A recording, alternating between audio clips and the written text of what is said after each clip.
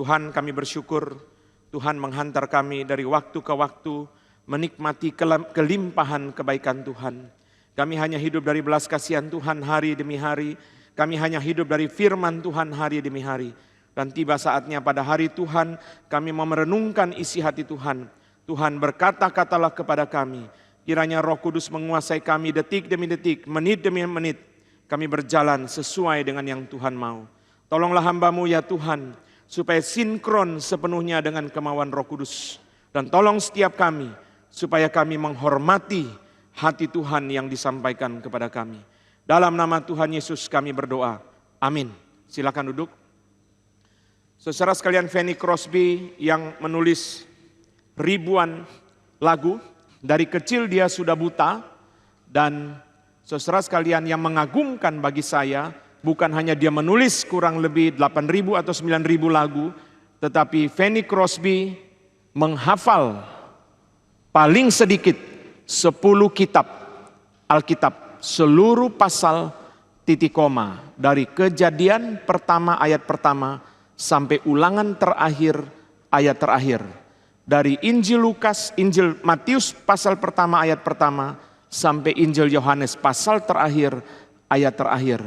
Termasuk kitab Amsal 31 pasal dan ditambah lagi beberapa pasal dari Mazmur, Kidung Agung dan lain sebagainya. 10 kitab dia hafal. Bukankah dia buta? Bagaimana dia bisa menghafal 10 kitab? Dengan cara mendengar dibacakan berulang-ulang. Firman Tuhan begitu penting. Tuhan Yesus berkata, manusia hidup bukan dari roti saja, tapi dari setiap firman yang keluar dari mulut Allah. Berarti hati kita, jiwa kita perlu firman setiap hari. Salah satu disiplin rohani yang hilang dalam hidup kita adalah menghafal ayat. Makin lama teknologi makin canggih, kita hilang tugas untuk menghafal ayat. Saudara sekalian, 3 ayat yang memberitahu saya kenapa harus menghafal ayat. Yang pertama adalah Mazmur 40 berkata, aku suka melakukan kehendak-Mu, Taurat-Mu ada dalam dadaku. Firman Tuhan ada di dalam dada, di dalam hati, maka kita bisa melakukan kehendak Tuhan. Kali kedua Tuhan Yesus berkata bahwa firman ditabur di dalam hati yang baik, disimpan di dalam hati yang baik, dan mengeluarkan buah dalam ketekunan. Kita hanya bisa berbuah kalau firman Tuhan kita simpan dalam hati kita. Lalu kali yang ketiga Mazmur 119 berkata, aku menyimpan firman-Mu di dalam hatiku supaya aku jangan berdosa. Kita bisa melakukan kehendak Allah kalau firman Tuhan ada dalam hati kita. Kita bisa berbuah kalau firman Tuhan ada dalam hati kita. Kita bisa menghindar dari dosa kalau firman Tuhan ada dalam hati kita. 3 ayat, Mazmur 40, Lukas 8, Mazmur 119. Kita bisa melakukan kehendak Allah kalau firman Tuhan ada dalam hati kita. Kita bisa berbuah kalau firman Tuhan ada dalam hati kita. Kita bisa menghindar dari dosa kalau firman Tuhan ada dalam hati kita.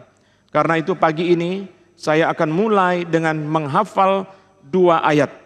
Menghafal 2 ayat. Mari kita membuka yang pertama adalah Matius 26 ayat yang ke-28. Ini adalah ayat hafalan kita yang pertama. Matius pasal yang ke-26 ayat yang ke-28.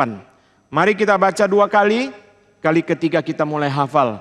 Bapak Ibu yang sudah lebih lanjut usia, mungkin sulit menghafal, sebentar-sebentar kita lihat kepada Alkitab. Mari kita hafal Matius 26 ayat 28. Kita baca dulu 2 kali. 1, 2, 3. Sebab inilah darahku, darah perjanjian yang ditumpahkan bagi banyak orang untuk pengampunan dosa. Sekali lagi.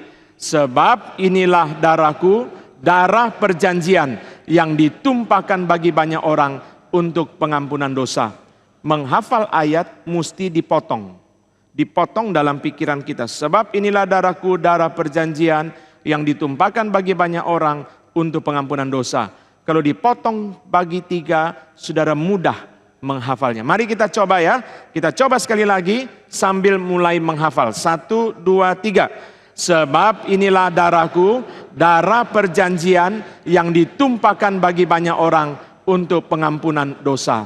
Nah, sekarang kita hafal lengkap dengan lokasinya. Matius 26 ayat 28. Dari situ ya, kita mulai. 1, 2, 3. Matius 26 ayat 28. Sebab inilah darahku, darah perjanjian yang ditumpahkan bagi banyak orang untuk pengampunan dosa. Apa yang pelihara kita setiap hari? Firman. Waktu kita taruh firman di dalam hati, waktu Roh Kudus mau pakai, langsung dia keluarkan peralatannya sudah ada. Setiap hari saya hidup hanya dengan firman. Saya tidak mempunyai apapun kecuali firman. Itu sebabnya saudara mendengarkan khotbah pagi ini, buka Alkitab. Karena saya tidak mempunyai apa-apa yang saya bawa kepada saudara kecuali firman. Mari kita hafal ayat yang kedua, 2 Timotius 2 ayat yang ke-8. Seluruh surat 2 Timotius, 1 Timotius, 2 Timotius, seluruh 2 surat ini, pesan Paulus kepada Timotius, bagi saya ini yang paling penting. 2 Timotius 2 ayat yang ke-8. Ayat ini sangat luar biasa. Boleh dibilang seluruh perjanjian baru diringkas hanya dalam satu ayat ini. Tentang kehidupan Tuhan Yesus. 2 Timotius 2 ayat yang ke-8. Ayat ini sangat memberkati. Mari kita baca 2 kali, lalu kita hafal. 1, 2, 3. Ingatlah ini, Yesus Kristus yang telah bangkit dari antara orang mati, yang telah dilahirkan sebagai keturunan Daud, itulah yang kuberitakan dalam Injilku. Sekali lagi, ingatlah ini, Yesus Kristus yang telah bangkit dari antara orang mati, yang telah dilahirkan dari keturunan Daud, itulah yang kuberitakan dalam Injilku. Mari kita coba menghafal dengan lokasinya 2 Timotius 2 ayat 8. Mulai dari situ. 1, 2, 3. 2 Timotius 2 ayat 8. Ingatlah ini, Yesus Kristus yang telah bangkit dari antara orang mati, yang telah dilahirkan sebagai keturunan Daud, itulah yang kuberitakan dalam Injilku. Ada banyak pesan yang Paulus beri kepada Timotius. Tapi Paulus bilang ini tidak boleh lupa. Ingat Timotius, Yesus Kristus yang telah bangkit dari antara orang mati, yang telah dilahirkan sebagai keturunan Daud, itulah yang kuberitakan, yang kuperjuangkan, yang aku habis-habisan seumur hidupku kuberitakan dalam Injilku. Mari kita hafal terakhir 2 Timotius 2 ayat 8. Mari kita hafal dari lokasinya. 1, 2, 3. 2 Timotius 2 ayat 8.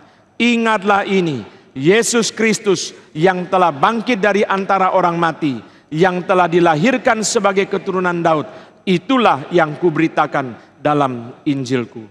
Saudara sekalian, jangan lupa di rumah menghafal ayat setiap hari. Ini adalah bagian yang penting dalam tema khotbah pada pagi ini, yaitu kebenaran menjadi daging. Di dalam masterclass kemarin, Pendeta Stephen Tong mengatakan bahwa Yohanes 14 ayat 6, Tuhan Yesus berkata, akulah jalan, kebenaran, dan hidup. Itu berarti orang-orang Asia berusaha mencari jalan melalui agama. Tetapi di dalam buku Siapakah Kristus, Pak Tong mengatakan agama yang dibangun oleh orang-orang Asia sudah dicampuri dengan hal-hal yang tidak sesuai dengan kehendak Tuhan. Lalu orang-orang barat bukan mencari jalan melalui agama, tetapi mereka mencari kebenaran melalui filsafat dan ilmu pengetahuan.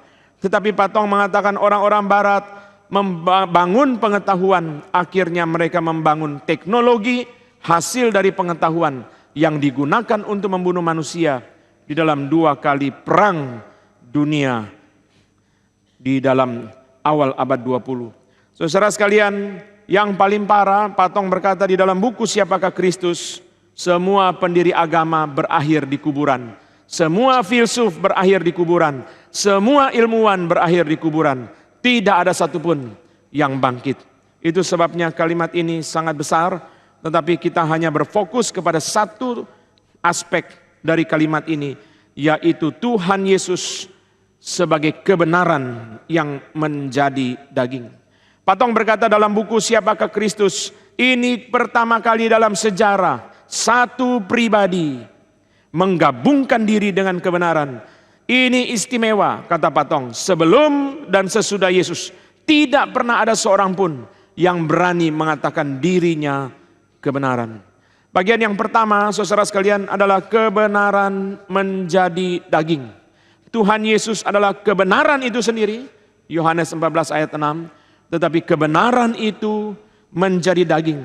Pada waktu Yohanes 1:14 berkata firman itu telah menjadi manusia atau telah menjadi daging, berarti kebenaran, Tuhan Yesus adalah kebenaran itu sendiri. Dia datang sebagai daging di dalam bentuk daging. Istilah dari pendeta Stephen Tong adalah the subjectivity of truth in person. Kebenaran dalam satu pribadi, yaitu Kristus. Kebenaran yang menjadi daging itu adalah Kristus. Saudara sekalian, itu sebabnya saudara ini menjadi panggilan.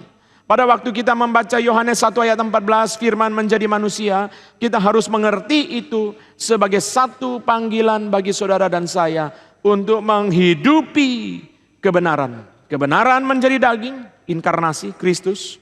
Tetapi di dalam bahasa Indonesia kita menggunakan bahasa yang lain untuk kita, kebenaran mendarah daging dalam hidup kita. Itulah panggilan Tuhan bagi hidup kita. Orang berkata tentang D.L. Moody, Dwight Lyman Moody. D.L. Moody seorang yang sederhana sekali pengetahuan. Dia sampai umur 14 tidak bisa membaca satu huruf pun. Dan dia, saudara sekalian, sampai matinya orang Amerika, lahir di Amerika, mati di Amerika. Tetapi kalau dia tulis kota Philadelphia bukan pakai PH, pakai F, saudara.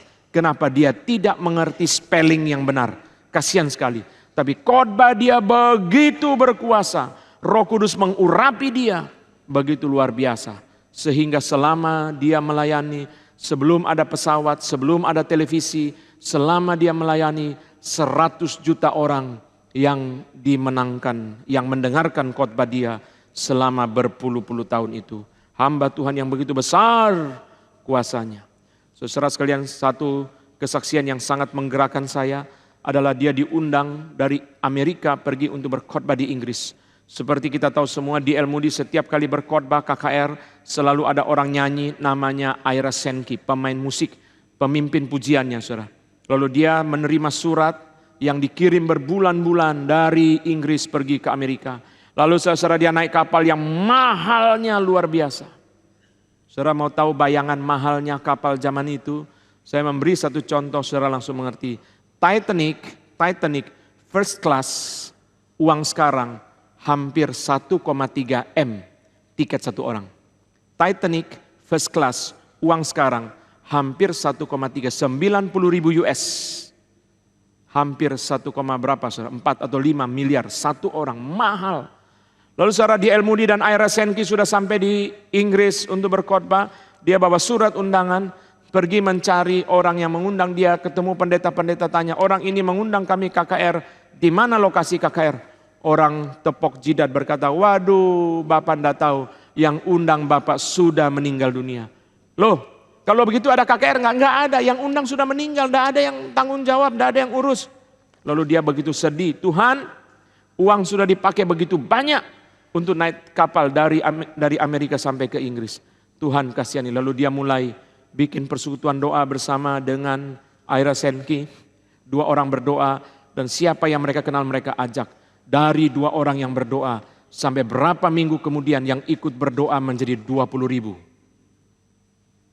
Kuasa begitu besar. Tetapi ada satu kalimat orang mengatakan mengenai D.L. Moody. D.L. Moody kalau badannya ditusuk bukan keluar darah, keluar firman. Karena seluruh hidupnya penuh dengan firman. D.L. Moody orang sederhana. Dia tidak ngerti teologi yang tinggi-tinggi. Yang dia ngerti cuma satu. Itu sebabnya metode dia membaca Alkitab namanya practical reading of the Bible. Dia baca Alkitab cuma satu. Dia baca untuk dia lakukan. Dia tidak ngerti teologi, tidak ngerti filsafat, tidak ngerti perdebatan daripada biblical, exegetical, tidak ngerti sejarah, tidak ngerti. Orang sederhana. Sampai umur 14 tidak bisa membaca. Sampai mati tidak bisa spelling namanya Philadelphia itu. Tapi dia baca Alkitab untuk lakukan practical reading of the Bible. Setiap hari baca Alkitab. Baca Alkitab untuk apa? Dia baca satu ayat, dia tanya, Tuhan, saya sudah jalankan firman Tuhan ini atau belum? Saudara sekalian, kebenaran menjadi daging, itulah panggilan yang diberikan melalui teladan Tuhan Yesus. Dan kita mau melihat tiga jalan kebenaran itu mendarah daging di dalam hidup kita. Mari kita lihat yang pertama, Kisah Para Rasul pasal ke-20. Kisah Para Rasul pasal yang ke-20. Ayat yang ke-35. Yang pertama saya sebut sebagai jalan imprint, menancapkan. Ini jalan pertama. Bagaimana kebenaran menjadi daging? Jalan imprint. Kisah Rasul 20 ayat 35. Dalam segala sesuatu telah kuberikan contoh kepada kamu, bahwa dengan bekerja demikian kita harus membantu orang-orang yang lemah dan harus mengingat perkataan Tuhan Yesus. Sebab ia sendiri telah mengatakan adalah lebih berbahagia memberi daripada menerima. Harus mengingat perkataan Tuhan Yesus. Ini jalan pertama. Bagaimana supaya kebenaran Kristus, kebenaran yang sudah menjadi daging dalam diri Yesus itu juga menjadi daging dalam diri kita. Jalan pertama adalah jalan imprint, menancapkan. Paulus berkata harus mengingat perkataan Tuhan Yesus. Harus mengingat perkataan Tuhan Yesus. Harus mengingat perkataan Tuhan Yesus. Itu sebabnya murid Kristus adalah orang yang selalu mengingat perkataan Tuhan Yesus. Murid Kristus itu siapa? Siapa yang disebut murid Kristus? Yang disebut murid Kristus adalah orang yang selalu mengingat perkataan Tuhan Yesus. Murid Kristus itu bukan hanya orang yang pergi ke gereja. Berapa banyak perkataan Tuhan Yesus yang dia ingat dalam hidup dia, itu menentukan dia murid Kristus atau bukan. Imprint, jalan imprint, saudara, ditancapkan.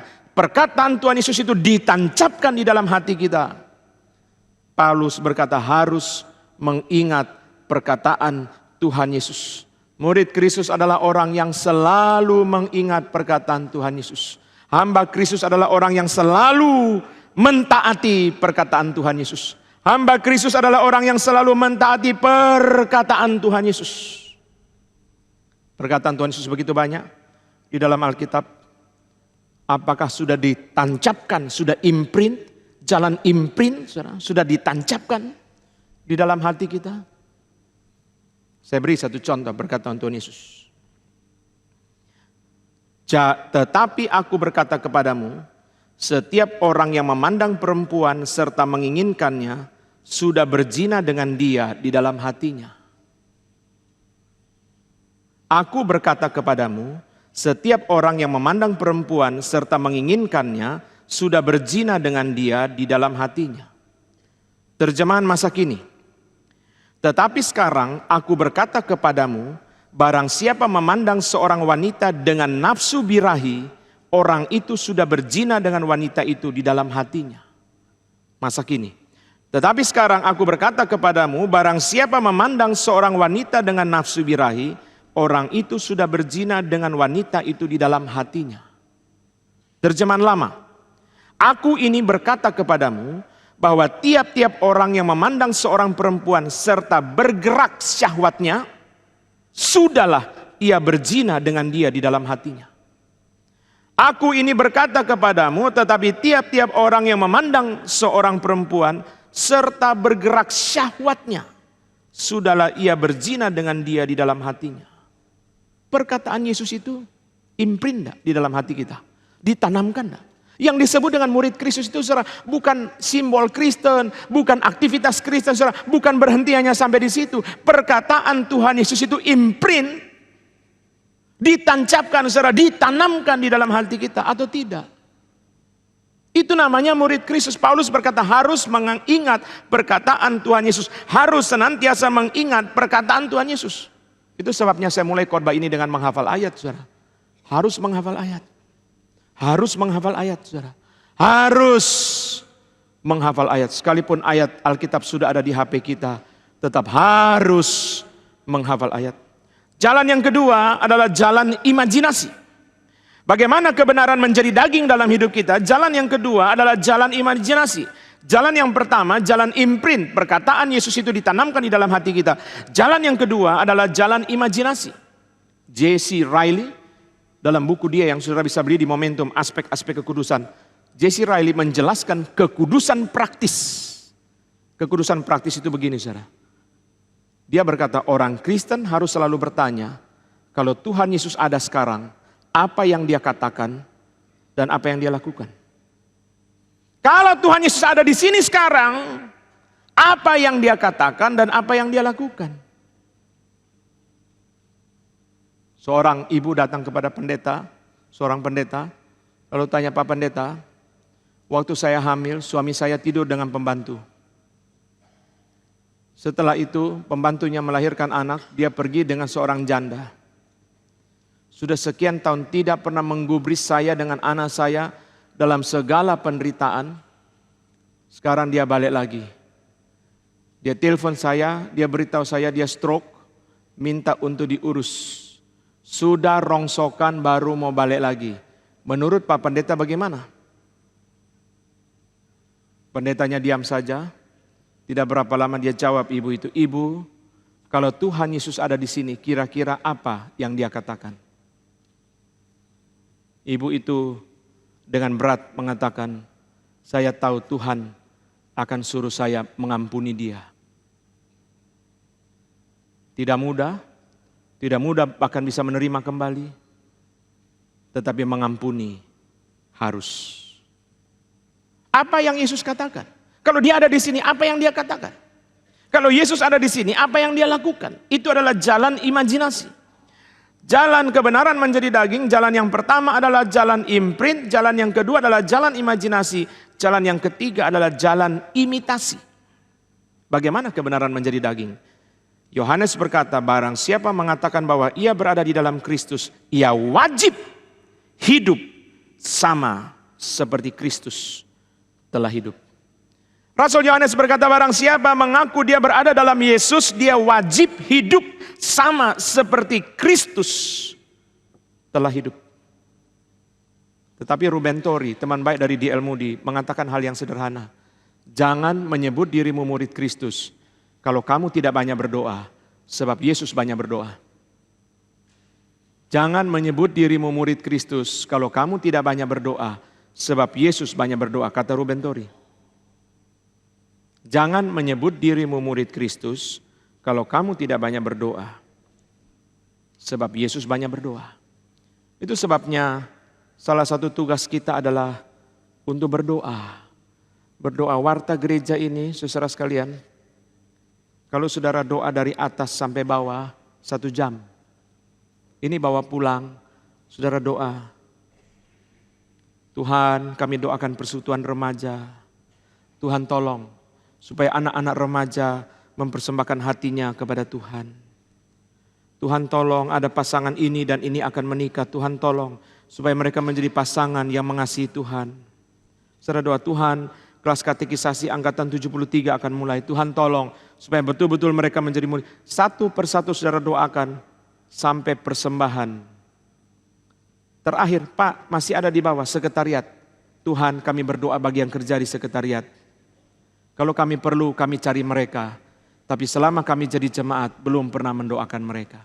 Tuhan sertai mereka. Mereka ada keluarga, mereka juga ada pergumulan. Saudara lihat ini. Mari kita berdoa. Kita mau mengimitasi Yesus. Salah satu imitasi yang harus kita lakukan adalah berdoa. Pagi ini saya membawa kepada saudara-saudara 5 pokok doa kebangunan. Saya minta dengan kasih saudara foto. Saudara foto lalu saudara bawa pulang sebagai bekal. Saudara tolong foto, tolong semua orang foto. Foto lalu saudara setiap minggu ambil 1 minggu 1 kali. Berdoa bagi gereja, berdoa bagi Jakarta, berdoa bagi bangsa, berdoa bagi mana saja. Ini adalah 5 pokok doa yang diambil dari Jonathan Edwards. Yang diambil dari penjelasan dia tentang 1 Yohanes 4. Tuhan Yesus makin ditinggikan, Alkitab firman Allah makin dicintai. Kasih kepada Allah dan sesama makin bertambah, pertobatan sejati makin sering terjadi. Dosa dan setan makin dibenci dan diserang. Tolong, mari ambil foto. Saudara foto, saudara bawa pulang. Saudara setiap minggu 5 menit, 10 menit saja saudara doa 5 pokok doa ini. Tuhan, tolong supaya gereja-gereja Tuhan di Jakarta, Tuhan Yesus makin ditinggikan dan seterusnya. Saudara foto. Saudara foto, saudara bawa pulang. Bagi di grup keluarga, dorong mereka untuk berdoa. Minta Tuhan kirim kebangunan rohani. Setiap minggu, setiap minggu, setiap minggu. Pada waktu Patong mau berkhotbah di Nias, saudara doakan ini.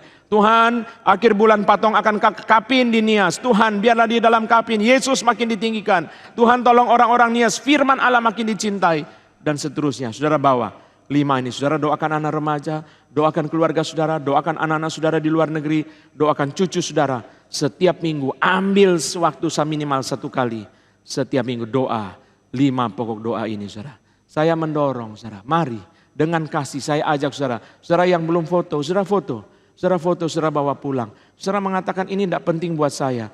Tetapi saudara ini adalah hati Tuhan. Ini adalah hati Tuhan. Saudara foto, saudara bawa pulang. Menjadi kesempatan kita untuk belajar seperti Tuhan Yesus.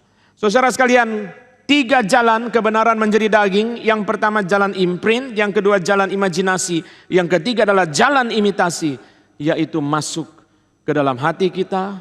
Pertama, perkataan Yesus. Kedua, kita membayangkan Yesus ada di sini. Dan yang ketiga, kita meniru Tuhan Yesus. Ini adalah bagian yang pertama.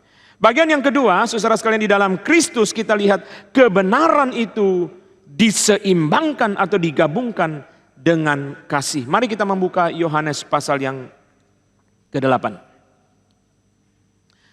Injil Yohanes pasal ke-8. Injil Yohanes pasal yang ke-8, saudara sekalian, Tuhan Yesus menjawab perempuan yang tertangkap basah berzina itu, aku pun tidak menghukum engkau. Pergilah dan jangan berbuat dosa lagi mulai dari sekarang. Ini ayat yang luar biasa. Aku tidak menghukum engkau berarti kasih ada di situ. Tetapi Yesus berkata, pergilah dan jangan berbuat dosa lagi mulai dari sekarang. Pergilah dan jangan berbuat dosa lagi mulai dari sekarang. Pergilah dan jangan berbuat dosa lagi mulai dari sekarang. Di dalam Yohanes pasal ke-8, kita melihat komitmen Tuhan Yesus kepada kebenaran sangat jelas. Tuhan Yesus tidak menyangkal bahwa perempuan ini kedapatan berzina. Di dalam ayat yang ketiga, saudara sekalian, dikatakan seorang perempuan yang kedapatan berbuat zina. Yesus tidak menyangkal. Di dalam ayat yang keempat dikatakan perempuan ini tertangkap basah ketika ia sedang berbuat zina. Yesus tidak menyangkal. Yesus tidak menyangkal fakta bahwa perempuan itu berzina. Ini adalah tanda dia berkomitmen kepada kebenaran. Yang kedua, saudara sekalian, Tuhan Yesus juga tidak menyangkal fakta hukum Musa. Pada waktu saudara orang-orang Yahudi berkata Musa dalam hukum Taurat memerintahkan kita untuk melempari perempuan-perempuan yang demikian. Yesus tidak menyangkal, saudara. Dia tidak menyangkal. Tetapi komitmen Tuhan Yesus kepada kasih begitu jelas. Salah satu hal yang sangat indah adalah, saudara sekalian, saudara perhatikan. Yang dilakukan oleh Yesus kepada orang Yahudi adalah dia mempertanyakan keabsahan mereka sebagai eksekutor dari hukum Musa. Itu poinnya. Maka Yesus mengatakan, saudara, siapa yang tidak berdosa, silakan dia melempari duluan. Yesus tidak menyangkal fakta bahwa perempuan ini berzina. Yesus juga tidak menyangkal fakta hukum Musa. Yesus hanya mempertanyakan keabsahan orang-orang Yahudi sebagai eksekutor hukum Musa kepada perempuan ini. Saudara perhatikan, orang Yahudi tidak berani melempar batu karena mereka sendiri berdosa. Mulai dari yang tertua pergi, saudara. Tetapi Yesus adalah eksekutor yang paling sah untuk melempar batu perempuan ini. Dia tidak melakukan. Dia eksekutor yang paling sah. Dia eksekutor yang paling sah untuk melempar perempuan ini dengan batu. Tapi dia tidak lakukan. Yesus tidak berdosa. Kan Yesus bilang, barang siapa di antara kamu tidak berdosa, hendaklah ia yang pertama melempar batu kepada perempuan itu. Yesus tidak berdosa. Kalau dia mau melempar, dia sah. Dia berhak, dia layak menjadi eksekutor hukum Musa kepada perempuan ini. Tapi dia tidak lakukan. Itu luar biasa, saudara. Itu adalah ekspresi dari kasih Tuhan yang luar biasa. Tetapi kasih tidak digantung begitu saja. Kasih tidak digantung begitu saja. Yesus berkata, aku tidak menghukum engkau. Kalau kita lanjutkan kalimat ini, aku tidak menghukum engkau sekalipun aku berhak menghukum engkau. Tapi kasih tidak digantung begitu saja. Kasih digabungkan dengan kalimat selanjutnya. Pergilah dan jangan berbuat dosa lagi mulai dari sekarang. Di dalam anugerah ada tuntutan. Saudara sekalian, kita mengasihi anak-anak kita di rumah, kita mengerti mereka, kita mendisiplin mereka juga tentu, saudara. Tapi James Dobson mengatakan begini, jangan lupa orang tua, dia bilang, ajari anak-anakmu bahwa dunia itu kejam. Dunia itu kejam. Saya bilang sama anak-anak saya, kalau kamu salah, papa mama maafkan kamu. Tapi kamu harus ingat, di dunia kerja, kamu salah, kamu bisa dipolisikan. You mesti tahu, dunia kejam. Kamu salah, kamu dikeluarkan, masih banyak yang antri mau kerja. Jangan kamu pikir dunia seperti papa mama, kamu salah, dunia langsung terima. Itu pesan dari James Dobson, seorang ahli keluarga, saudara. Dia mengatakan apa, saudara? Jangan lupa mengajarkan anak-anak bahwa dunia itu kejam. Kadang-kadang kita memberi kesan kepada anak-anak seolah-olah dunia seperti di rumah. Salah juga papa mama terima, HP hilang juga papa mama terima. Kamu di dunia, kamu salah, kamu bisa dipolisikan. Kamu bisa dituntut ke pengadilan, kamu bisa masuk polisi. Jangan pikir dunia itu seperti papa mama, salah papa mama terima, salah papa mama ampuni. Kasih itu jangan dibiarkan gantung begitu saja, tapi digabungkan dengan kebenaran. Ini yang Yesus lakukan di dalam Yohanes pasal ke-8. Saya tidak menghukum engkau, saya layak sebagai eksekutor hukum Musa untuk menjatuhkan hukuman kepada kamu. Tapi saya tidak lakukan. Tapi ingat, pergilah dan jangan berbuat dosa lagi. Mulai dari sekarang. Penggabungan itu, saudara sekalian, harus dimainkan secara cantik. Di dalam konteks postmodern, saudara sekalian, apa yang bisa dilakukan orang Kristen? Menyampaikan kebenaran dengan kasih. Ada ayat tak? Seperti ini ada, Efesus 4, saudara. Ada kalimat, cuma terjemahan Indonesia kurang bagus. Di dalam bahasa aslinya itu adalah speaking truth in love. Menyampaikan kebenaran di dalam kasih, saudara. Itu yang akan menjadi model pendekatan gereja di dalam dunia, khususnya dunia postmodern. Saudara sekalian, saudara lihat apa yang dilakukan oleh Tuhan Yesus.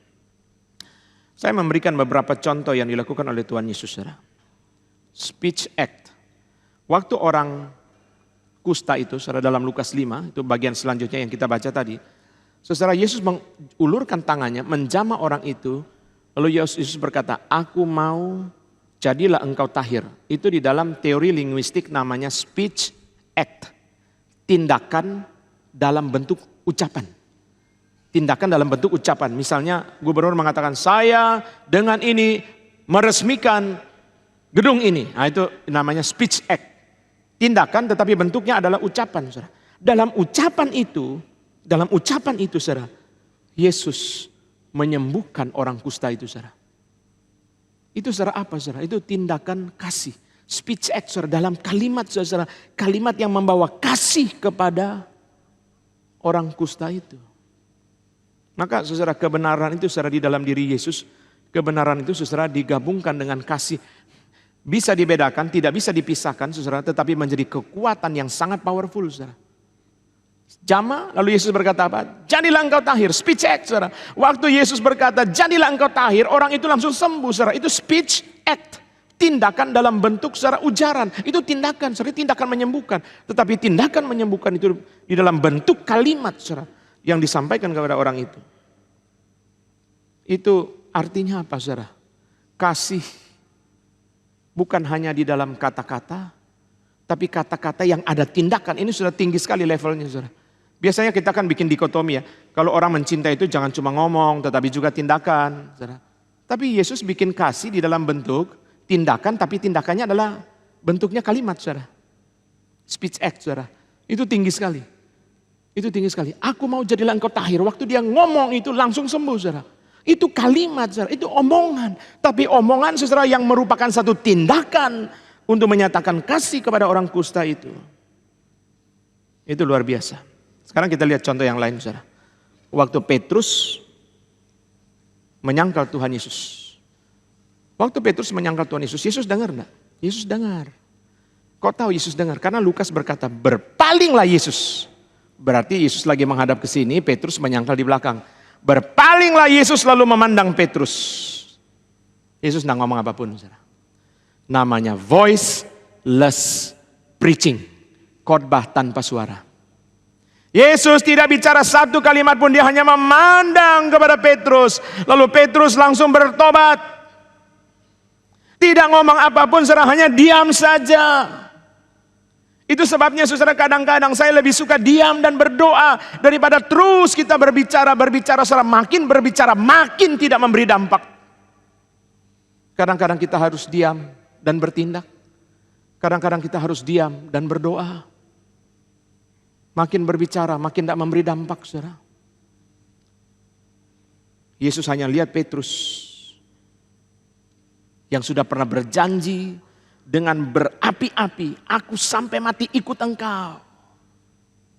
Kenapa Yesus mengizinkan Petrus menyangkal malam itu juga? Untuk memberi pesan kepada Petrus, jangankan sampai mati Petrus, baru berapa jam kamu sudah ingkar janjimu sendiri. Jangankan sampai masuk penjara Petrus, baru hamba perempuan. Petrus menyangkal Yesus di tangan hamba perempuan, bukan di tangan imam kepala, bukan di tangan orang Farisi, bukan di tangan Pilatus, bukan di tangan Herodes, bukan di tangan imam-imam kepala ahli-ahli Taurat. Hanya hamba perempuan Petrus sudah menyangkal. Yesus sangat dilukai oleh peristiwa itu. Tetapi Yesus tidak bicara apapun, diam, hanya memandang. Matthew Henry mengatakan, Tuhan Yesus tidak berteriak untuk mempermalukan Petrus. Ini kalimat sangat menyentuh hati saya. Kalau Yesus, kita jadi Tuhan Yesus, kita berteriak, Petrus mana janjinya? Ngomong toh. Petrus, Yesus tidak berteriak untuk mempermalukan Petrus. Kata Matthew Henry. Tuhan Yesus diam. Melihat dia, kenapa saudara? Kalau Yesus berteriak menghancurkan dia, dia tidak dipakai berkhotbah di hari Pentakosta. Saudara lihat ya, tindakan kasih yang digabungkan dengan kebenaran. Kebenaran yang digabungkan dengan kasih menjadi kekuatan yang luar biasa. Yesus jelas menegur dia. Kalau Yesus tidak menegur dia, saudara, Yesus tidak memandang dia. Memandang itu saudara adalah teguran, saudara. Itu adalah penyampaian kebenaran, itu adalah preaching. Tetapi preaching itu adalah voiceless preaching. Khotbah tanpa suara. Khotbah tanpa suara. Kadang-kadang kalau saya setelah khotbah di speak atau di mana, saudara, selesai saya ketemu Patong, saya tanya, Patong ada masukan enggak untuk khotbah saya? Patong diam aja, saudara. Tapi setelah pulang, saya sendiri dapat masukannya banyak. Bukan dari kalimat-kalimat Patong, saudara, dari diamnya Patong. Saya pikir lagi, salahnya apa ya, kurangnya apa ya? Iya. Kadang-kadang Patong diam aja. Saya tanya Patong ada masukan tadi saya khotbah. Patong diam aja, saudara. Saya pikir apa ya? Oh keluar, saudara. Itu namanya voiceless preaching, saudara. Kebenaran disampaikan, tapi digabungkan dengan kasih menjadi kekuatan yang luar biasa, saudara. Itu sebabnya, saudara sekalian, kita lihat pendekatan Tuhan Yesus sangat berbeda. Pendekatan Tuhan Yesus sangat berbeda, saudara. Dia menyampaikan kebenaran. Tetapi kebenaran itu dibalut dengan kasih, saudara. Menjadi kekuatan yang luar biasa. Mari kita membuka bagian yang ketiga, Markus 12. Markus pasal ke-12 ayat 14. Markus pasal ke-12 ayat 14. Orang-orang itu datang dan berkata kepadanya, Guru, kami tahu engkau adalah seorang yang jujur dan engkau tidak takut kepada siapapun juga, sebab engkau tidak mencari muka, melainkan dengan jujur mengajar jalan Allah dengan segala kejujuran. Apakah diperbolehkan membayar pajak kepada kaisar atau tidak? Haruskah kami bayar pajak atau tidak? Yang bicara ini musuh. Hati-hati yang bicara musuh. Orang Farisi, orang Herodian, itu ayat 13 konteksnya, saudara. Yang bicara musuh cuma dua kemungkinan. Kata-kata makian untuk memahitkan atau kata-kata pujian untuk menjerat. Kalau yang bicara musuh cuma dua kemungkinan. Kata-kata makian untuk memahitkan atau kata-kata pujian untuk menjerat. Kalau musuh mengucapkan kata-kata makian, kemungkinan besar digabungkan dengan fitnah. Kalau dia sudah maki, fitnah ikut di dalamnya. Kalau musuh mengucapkan kata-kata pujian, kemungkinan besar digabungkan dengan kebenaran. Ini teorinya. Kenapa, saudara? Karena kan dia mau menjerat. Kalau dia mau menjerat kan ngomongnya mesti benar. Lu kan baik. Nanti dulu. Selanjutnya apa? Selanjutnya dulu, saudara. Lu kan baik. Iya, gue ngerti. Tapi selanjutnya apa? Kalau baik, traktir dong. Nah, itu ya. Selanjutnya, saudara ya.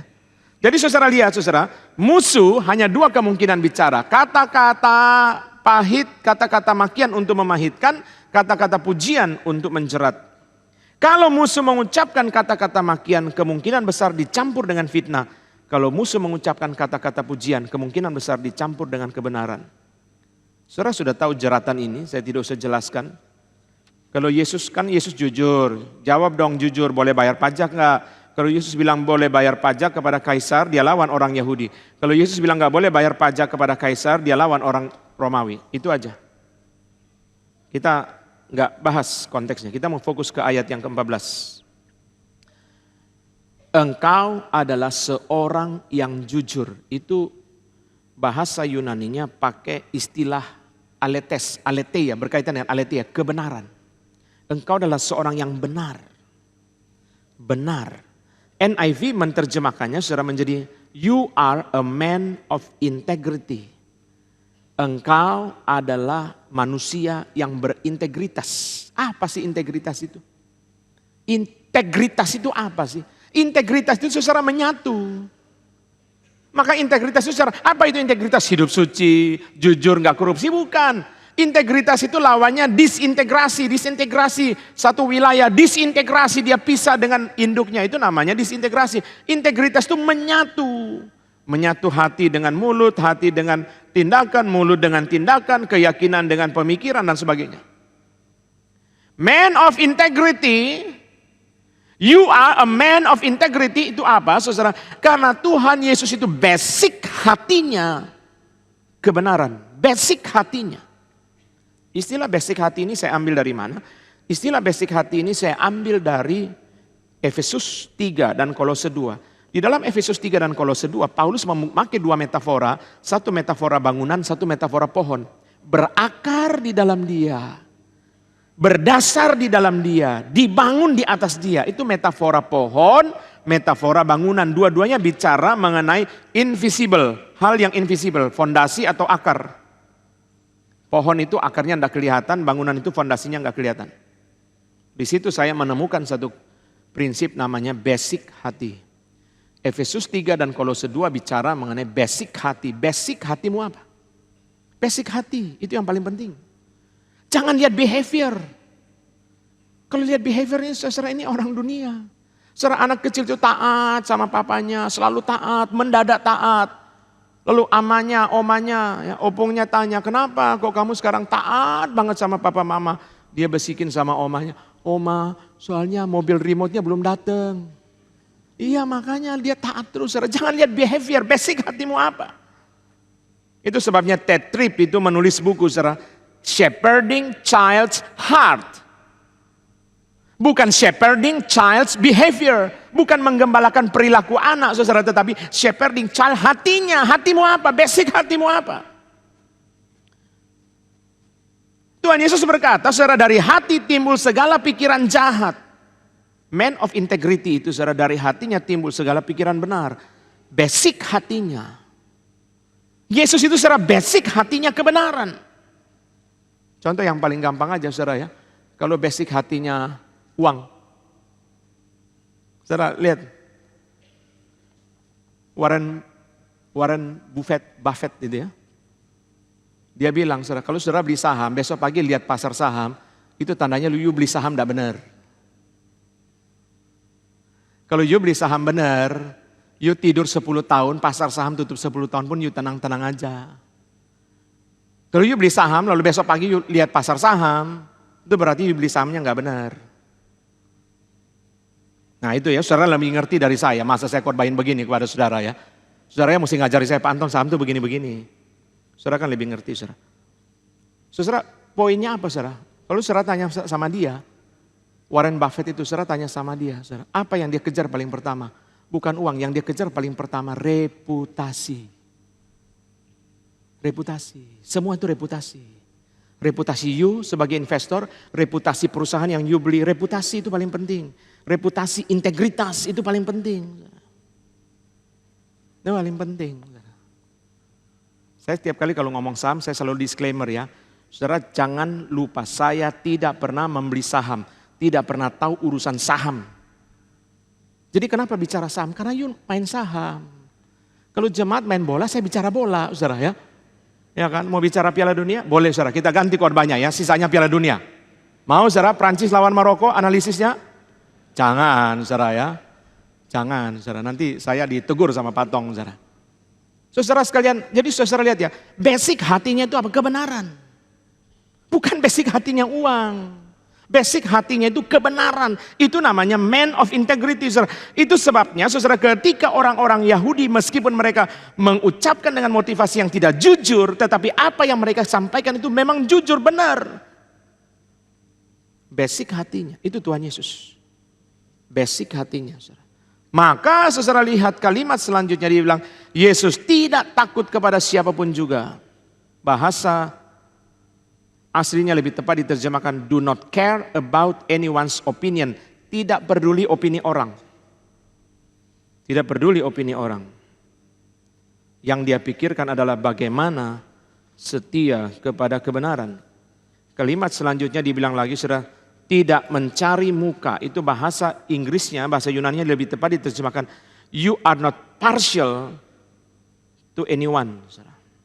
Intinya sama saudara. Basic hatinya kebenaran. Saya memberi contoh begini. Tuhan Yesus menegur orang Yahudi pakai sebutan iblis. Iblislah bapamu. Karena orang Yahudi merasa Allah bapa mereka. Maka Yesus bilang bukan.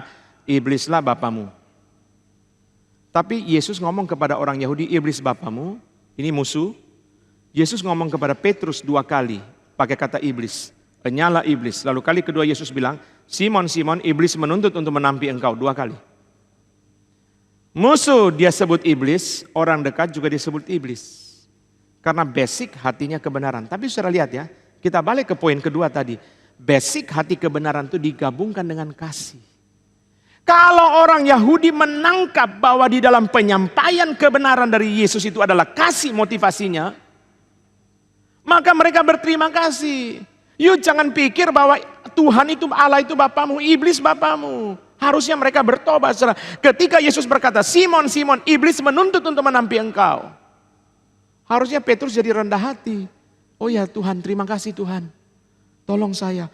Tapi Petrus percaya diri, Yesus biarin aja. Dia karena dia percaya diri, Yesus biarin dia akhirnya jatuh. Sama orang Yahudi, saudara setelah beritahu kebenaran saudara dari hati Yesus kebenaran. Yang dibalut dengan kasih diberikan kepada mereka. Orang Yahudi bilang apa saudara? Orang Yahudi bilang, mereka bilang apa saudara? Bukankah benar kalau kami katakan engkau orang Samaria dan kerasukan setan? Yesus dituding kerasukan setan. Lalu mereka mengambil batu untuk melempari dia. Tetapi Yesus menghilang dan meninggalkan bait Allah. Kebenaran memang gak gampang. Kebenaran itu kalau diberitahu kepada kita ya kita susah. Makanya Warren Buffett itu bilang, saudara, orang kalau mau investasi saham mesti ngerti akuntansi. Karena dari akuntansi you ngerti keadaan perusahaan. Perusahaan itu bisa diinvest atau tidak.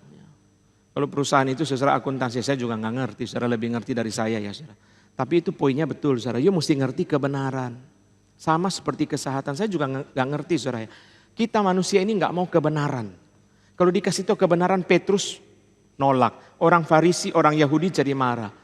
Kita semua kalau dikasih tahu kebenaran kita nggak suka, saudara. Kita nggak suka, apalagi kebenaran yang bertentangan dengan keinginan kita. Tapi semua kita kalau di bandara minta nomor gate perlu kebenaran apa enggak? Anak bilang, tolong palsukan nomor gate, beri saya nomor yang palsu. Nggak ada, saudara. Semua minta nomor gate yang benar. Jadi kita ini sebenarnya mau kebenaran, mau kebenaran yang menguntungkan kita. Kebenaran saudara yang sebenarnya kebenaran itu dibalut dengan kasih. Tetapi kebenaran itu saudara menghantam kita, kita nggak mau. Kan Yesus menyampaikan dengan kasih. Simon, Simon, iblis menuntut untuk menampi engkau. Aku sudah berdoa supaya imanmu jangan gugur. Kalau sudah insaf, kuatkan saudara-saudara. Ini kan kasih. Simon, setan lagi mau hantam kamu loh. Oh, terima kasih Tuhan. Saya tidak tahu loh. Tolong Tuhan, apa yang harus saya lakukan? Simon Petrus percaya diri. Aku bersedia masuk penjara dan mati bersama-sama dengan engkau. Langsung Yesus ceritakan kebenaran yang terakhir. Aku berkata kepadamu, hari ini ayam tidak akan berkokok sebelum engkau 3 kali menyangkal bahwa engkau mengenal aku.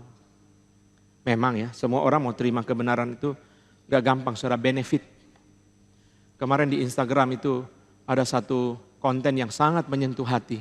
Sangat-sangat menyentuh, betul-betul menyentuh hati. Dia bilang begini, kalau hujan berhenti, payung berubah menjadi beban bagi orang yang bawa. Orang buta ketika bisa melihat, hal pertama yang dia buang adalah tongkat yang telah mendampingi dia selama masa susah bertahun-tahun. Ketika matahari terbit, hal pertama yang dimatikan adalah lilin yang telah mendampingi sepanjang malam yang gelap. Lalu kalimat dia terakhir ditutup, ketika benefit selesai, orang buang. Saudara, ini kalimat orang dunia ya, anugerah umum saudara, betul saudara. Hujan kan kita senang payung ya, ketika hujan berhenti, payung mulai menjadi beban. Mau taruh di mana payung basah-basah begini? Orang buta, hal pertama yang dia buang setelah dia bisa melihat adalah tongkat yang telah mendampingi dia bertahun-tahun. Tongkat yang sudah setia mendampingi dia, ketika dia bisa melihat dia langsung buang. Dia buang. Sama juga saudara, ketika matahari terbit, hal pertama yang kita lawan, hal pertama yang kita matikan adalah lilin yang sudah bernyala sepanjang malam. Ini adalah gambaran dari manusia berdosa. Kita begitu saudara, begitu keuntungan sudah tidak datang kepada kita, kita buang. Tongkat yang setia sama kita, kita buang. Lilin yang setia sama kita, kita buang. Payung yang memberkati kita sekarang menjadi beban. Kita hanya mau kebenaran yang menguntungkan kita. Kebenaran yang dibalut dengan kasih seringkali sulit kita terima. Dan ketika kita mau hidup, menghidupi kebenaran yang menjadi daging dalam hidup kita kepada orang lain, kita mesti membawa kebenaran yang dibalut dengan kasih. Itu sebabnya satu pelajaran yang sangat berharga saudara sekalian, yang saya belajar dari Tuhan Yesus. Saya juga belajar ini dari Pak Tong saudara. Bedakan teguran dengan kemarahan. Teguran itu harus ada terus sepanjang hidup kita. Baik kita ditegur atau menegur. Kenapa? Karena teguran itu adalah aplikasi dari kebenaran. Tidak selalu marah, tapi tegur mesti ada. Saudara, kita dengan Pak Tong itu juga kita ditegur. Ditegur, you mesti hati-hati. Jadi tegur, saudara, itu ditegur. You mesti hati-hati. You mesti begini. Ini gimana Pak Tong? Coba you ajak penatua bicara. Ini kan memberitahu, saudara, mengingatkan, saudara. Teguran, ya, mengingatkan. Tidak selalu marah. Orang yang selalu marah itu ada yang konslet dalam diri dia.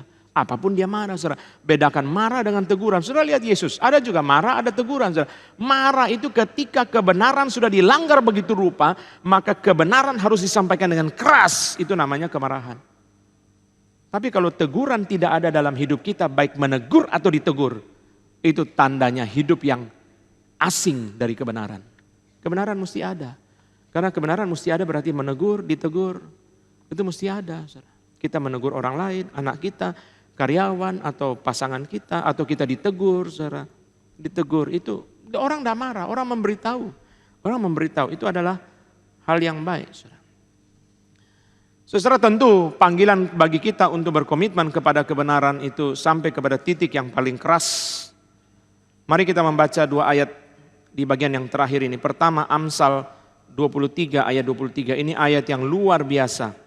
Heran, ayat begini hebat, tersembunyi di tengah-tengah kelimpahan firman yang luar biasa. Amsal 23 ayat 23. Mari kita membaca bersama-sama ayat ini. Amsal 23 ayat 23. 1, 2, 3. Belilah kebenaran dan jangan menjualnya. Demikian juga dengan hikmat, didikan dan pengertian. Belilah kebenaran dan jangan menjualnya. Lalu kita baca yang kedua. 2 Korintus pasal 13.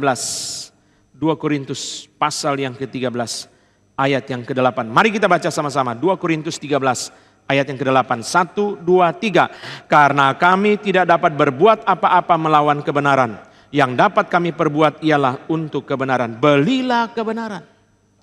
Untuk memperoleh kebenaran, bayar dengan harga yang mahal. Untuk kamu mengenal kebenaran, bayarlah dengan harga yang mahal. Berapapun, bayar. Itu namanya beli kebenaran. Tapi ketika kamu sudah pegang kebenaran, jangan jual berapapun harganya. Ketika kamu sudah pegang kebenaran, jangan jual berapapun harganya. Saudara, kebenaran yang paling gampang kita bicara adalah kebenaran intelektual, saudara. Untuk memperoleh kebenaran mesti bayar, beli. Beli tadi diumumkan mengenai street, saudara ya. Itu supaya kita mengenal doktrin, mengenal etika, tadi doktrin akhir zaman, saudara. Bayar dengan uang, bayar dengan waktu, bayar dengan komitmen. Untuk mengenal kebenaran, belilah. Memang untuk memperoleh kebenaran itu bayar harga. Yesus membayar harga yang mahal, yaitu darah Yesus, supaya kita memperoleh kebenaran. Bayar, itu kebenaran intelektual. Ada kebenaran yang lain, kebenaran spiritual. Orang Majus jalan kaki 2 tahun untuk bertemu dengan Yesus. Mereka datang untuk menyembah Yesus, jalan kaki 2 tahun. 2 tahun, saudara. Waduh, saya kalau jadi hamba Tuhan berkhotbah seperti itu, saudara, saya malu. Saya nggak berani bilang saya mengasihi Tuhan. Jemaatnya jalan kaki 2 tahun untuk datang ibadah, saudara. Saya susah untuk bisa berkhotbah. Di GRI Kebon Jeruk itu ada orang yang dari Bandung setiap minggu ke Kebon Jeruk, saudara. Setiap minggu, saudara. Saya nggak bisa habis pikir, saudara. Kok bisa ya? Setiap minggu itu ke Kebon Jeruk, saudara. Setiap minggu. Di Pekanbaru itu, saudara, ada orang yang beribadah itu PP 6 jam. 6 jam, saudara. Setiap minggu 6 jam. Pergi 3, pulang 3, saudara. Saya pernah tanya sama bapak itu, Pak, ngapain aja 3 jam itu? Pokoknya ya khotbah Pak Anton 1, khotbah Patong 1.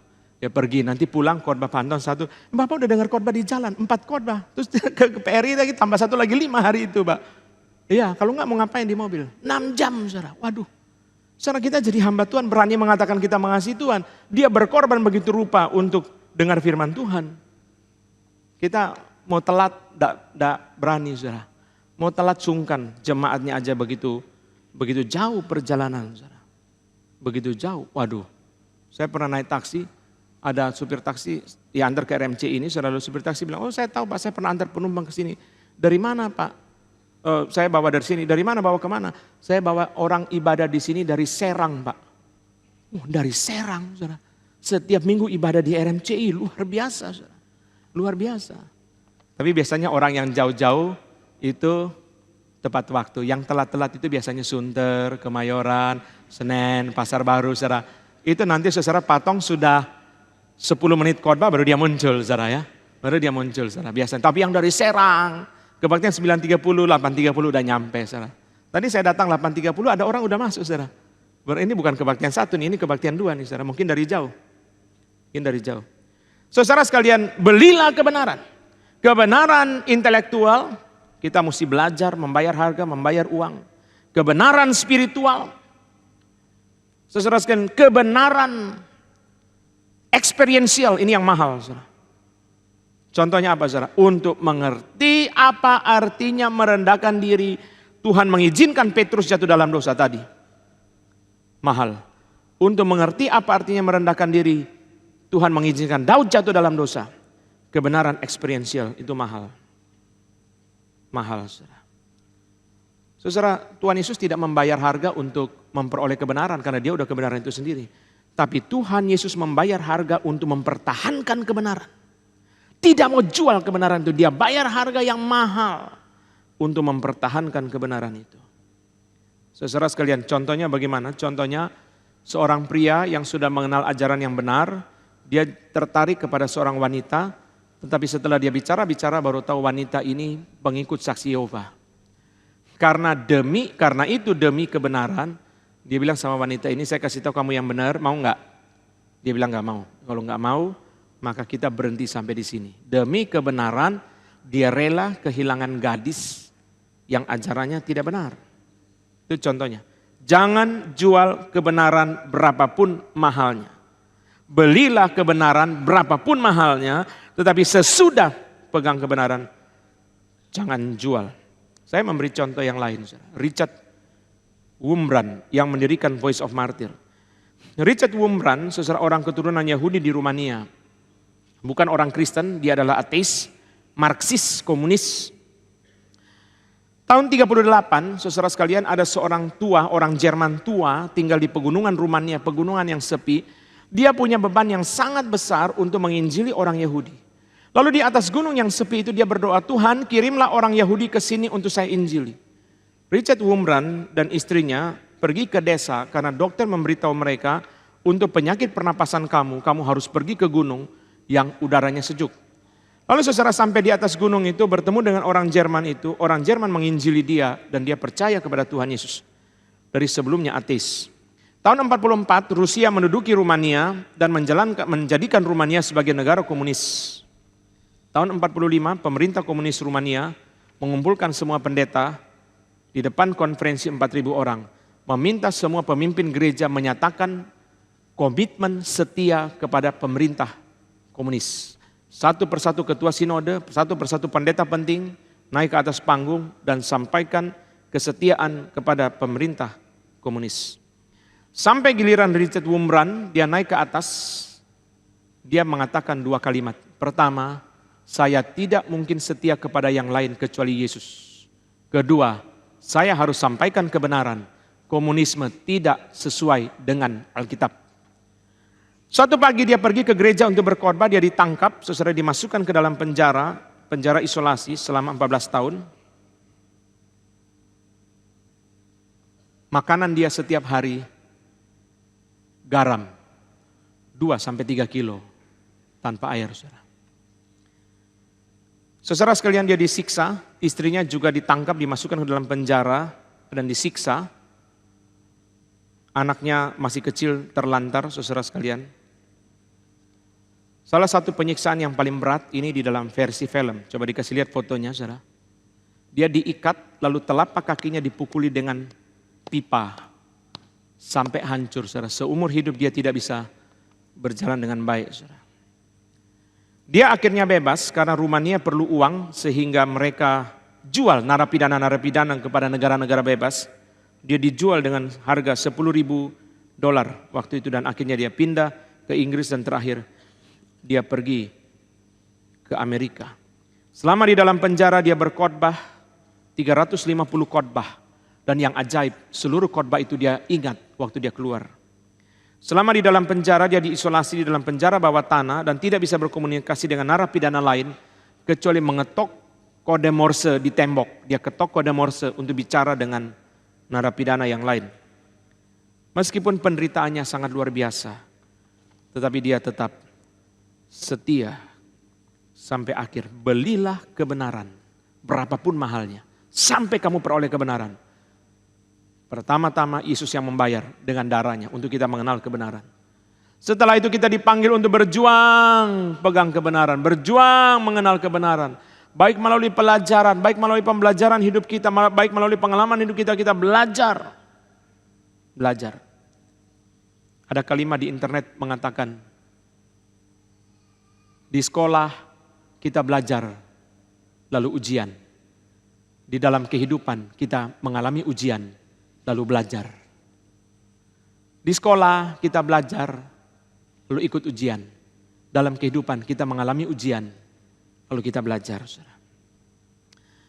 Saudara, tetapi saudara sekalian, setelah itu kita melakukan apa yang Paulus lakukan. Kami tidak dapat berbuat apa-apa melawan kebenaran. Yang dapat kami perbuat adalah untuk kebenaran. Apa yang Paulus katakan, saudara?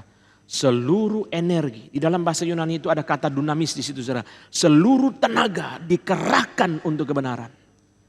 Paulus bicara di dalam konteks 2 Korintus, dia bicara dua hal, saudara. Pertama, Paulus mengerahkan seluruh tenaga untuk kebenaran Injil.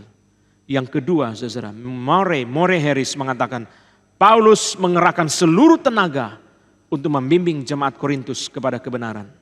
Seluruh energi dikerahkan untuk kebenaran. Satu khotbah pendeta Aiter yang memberkati saya 15-20 tahun yang lalu. Pak Aiter ngomong begini, saudara. Kalau untuk anak jasmani kita rela keluar uang. Susu, pampers, tempat tidur bayi. Tapi untuk anak rohani, kita tidak mau keluar uang. Kadang-kadang saudara sekalian untuk ikut BCN NRITC, orang tua harus minta diskon, harus minta early bird, saudara. Tapi untuk anak jasmani, berapa saja kita keluar, saudara. Untuk anak itu mengenal kebenaran, berapa energi yang kita keluar. Apakah kita mengerahkan seluruh tenaga seperti Paulus untuk membawa orang Korintus kepada kebenaran? Kita nggak mau, saudara. Kita nggak mau. Orang tua menjemput anak di BCN, saudara sekalian, ngomel. Ngomel. Panitia itu kewalahan, saudara. Ngomel. Ngomel.